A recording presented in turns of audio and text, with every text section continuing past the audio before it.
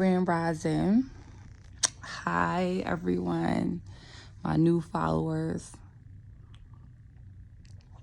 I had promised y'all that I was going to share some information regarding the healing process that I've been going through and that I'm in and that is continuing to exist in my everyday life now.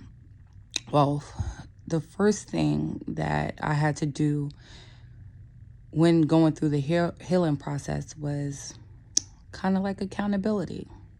I remember being on the phone with one of my girlfriends from like elementary school or from my childhood, and a lot of my cousins too, but mainly like her. She stood out a lot, and she was just like, girl, like, you knew that nigga wasn't no good, and girl, like, you knew what was going on, and you tolerated it, you dealt with it, and you this and you that. And I'm on the phone like, who this bitch thinks she talking to? Like, really? Like, we all know shit, but really? And I was just like, you know what? Like, I can clap back. Like, I can always clap back. Like, my clap back game is on point. Like, I will clap the fuck back. But I was just like, let me play devil advocate for a second. Let me just try to understand what she and they are saying about me, because I always wanted like an exit interview. You know how you go on the job and you be like, you get an exit interview and you be like, well, how did the job go? And how did you like it? And how did they like you? But in life, you don't get exit interviews. People leave your life and you don't know whether it was on your behalf or their behalf. Sometimes you do know, like I ain't fucking with that person, so that's their loss. But 9 times out of 10, you don't really get that exit interview to let you know personally if there's anything that you could have done better. So I wanted to really take what they were saying into consideration. And after pondering on it for like a couple of days or a couple of weeks, I was just like, you know what? They right. She right. I did know certain things, and I wasn't in the dark about certain things. And I did allow a lot of things to happen. And once I realized that, I had to go back into my memories and figure out, why did I let it happen? What happened to me to let it happen to me? If you get my drift. Like, let's say cheating, for example. Why would you stay in a relationship, or why would you stay with somebody that cheated on you? And I had to go back in my memories and go back to why. And I guess it was like an old saying that my mother had, like, nigga, if you ain't tap me on my shoulder, then it wasn't me. If you ain't fucking come and approach me, like, then it wasn't me. So I kind of applied that to my life, and I ain't never tapped that nigga on the shoulder. Like, I ain't never did that. So all the time that it was so much evidence and stuff like that there, it was in my mind, it was like that MO, but it really was him, but it really wasn't him, if you know what I mean.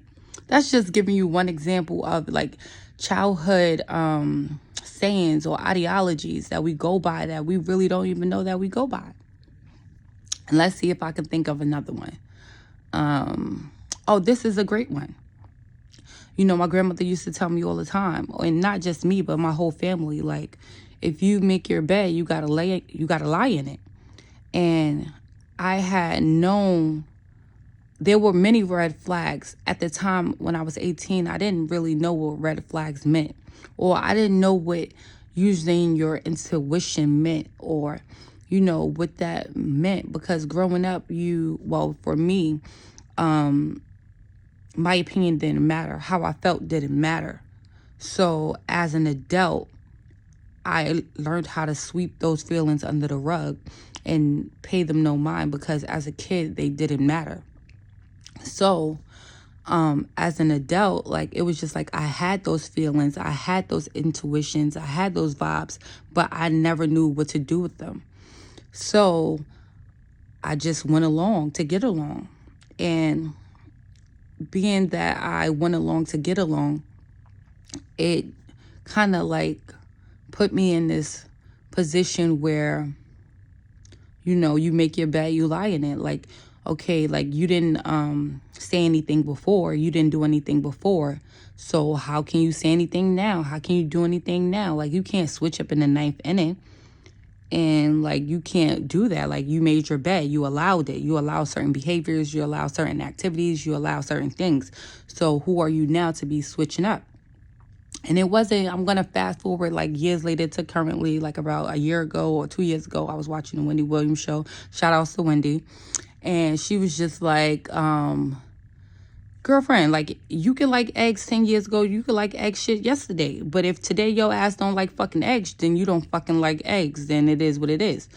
And I was just like, hold on, Wendy, maybe you got a point. Like, and sorry it took Wendy to educate me on that regarding that. Like, if I don't fucking like something today, I don't give a fuck about whether I liked it yesterday or 10 years ago, or whether I dealt with it yesterday or 10 years ago. Like, if I don't like the shit today, then I don't like the shit today. And I processed that. And once I was processing, I was just like, oh shit, it was everything. So for me, one of the first things in healing was taking accountability for allowing myself to be in that position, for being okay with that, being okay with myself being in that position and not doing anything about it. And once I was able to take self-accountability, I was able to forgive myself for those things. And then I was able to move on. So I hope this helps someone that's in the healing process, the beginning stages. And I'll come back in a couple of days or another week or so with another message on my healing process. Have a good day.